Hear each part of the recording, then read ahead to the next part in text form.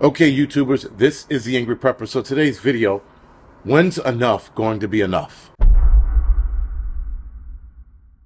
So guys, as we're seeing around the world, we're seeing these pro-Palestinian protests. And they are getting carried away. They are growing in numbers each time they hold a rally. They are getting so far out of hand that they are now killing people, like that guy Kessler in California, if I'm not mistaken, who was at a pro-Palestinian march holding up an Israeli flag or a Jewish flag. Might have been an Israeli flag, sorry. So anyway, he gets hit in the head with a bullhorn or a megaphone, whatever the hell they call those things, and he hits the ground and he winds up dying. But now they're starting to rip down American flags here in New York City as they were protesting downtown somewhere. There was this big fiasco at Grand Central Station. I think it was around Grand Central Station where this kid climbed a light pole and started ripping down the American flag and replacing it with Palestinian flags. Therein lies a big problem because they are now essentially marking their territory. Now, granted, guys, this is another divisive move from the world elites, if you will, to bring this situation to a head so that more of us are divided even more. There comes a point where even knowing that, you have to put that shit to bed and start reacting accordingly. Now, I told some of you guys that people took issue with the shirt I had down in Washington, D.C. that said hardworking American and American flag cutout, if you will.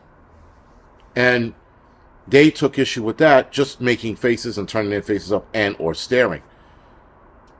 But now that they're again ripping down American flags where they see fit, they are, I wouldn't say defacing, but dressing up statues with that stupid kafif, whatever the hell it is, that stupid scarf that they wear. And we're seeing more of these things take place.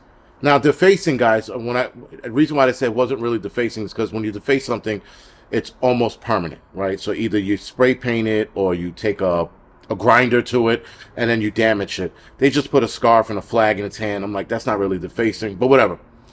So I'm splitting hairs at this point. Still, when is something going to be done? Now, in New York City, not many people are going to do much. And I could only do so much by myself. And these people, I can almost guarantee these people are not going to take this shit to small town America because they will get lit up.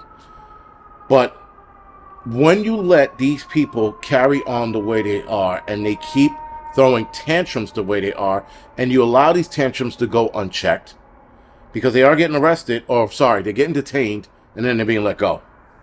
Just like the BLM people.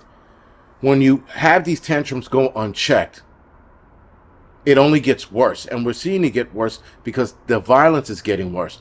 These protests started out somewhat peaceful, yelling and screaming, maybe, fuck the police, whatever it was.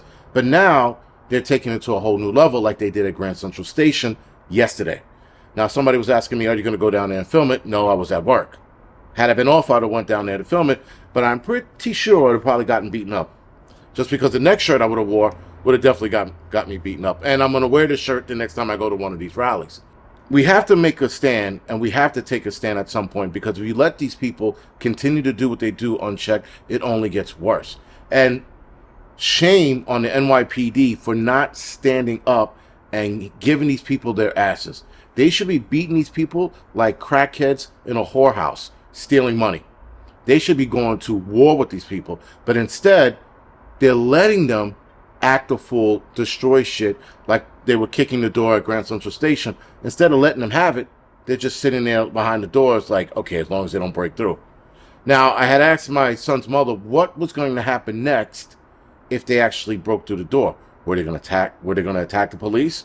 Or were they just going to sit there and yell at them some more? That remained to be seen.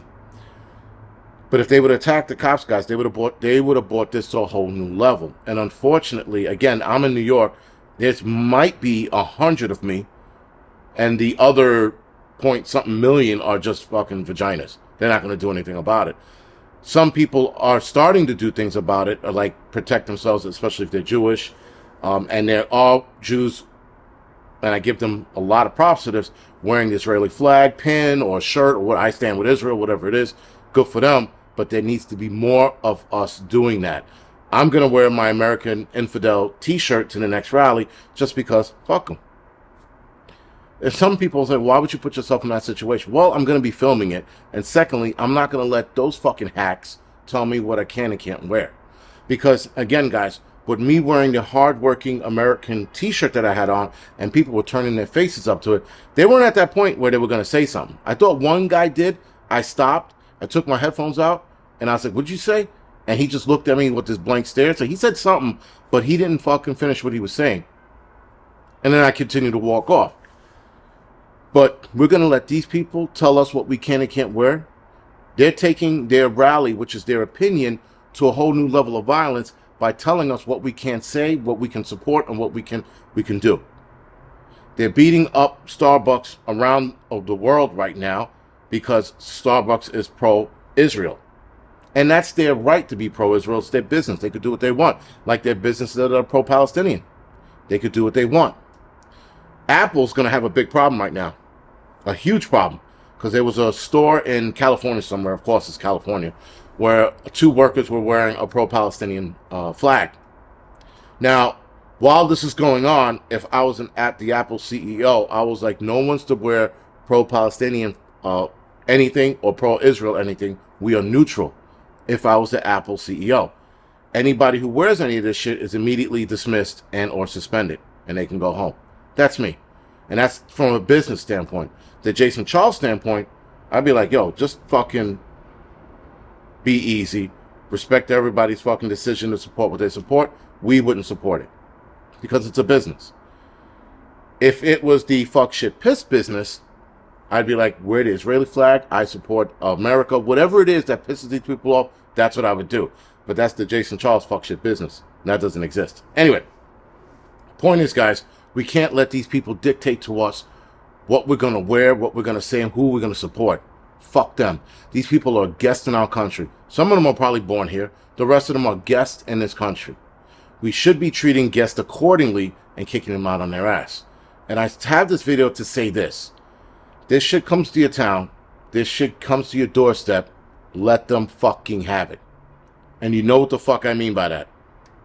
Right? And I didn't say break out the book of harsh languages and start cursing at them. I mean, let them fucking have it. Whatever the fuck that is and whatever you have in your home. Anyway, guys, this is The Angry Prepper. Thank you for watching.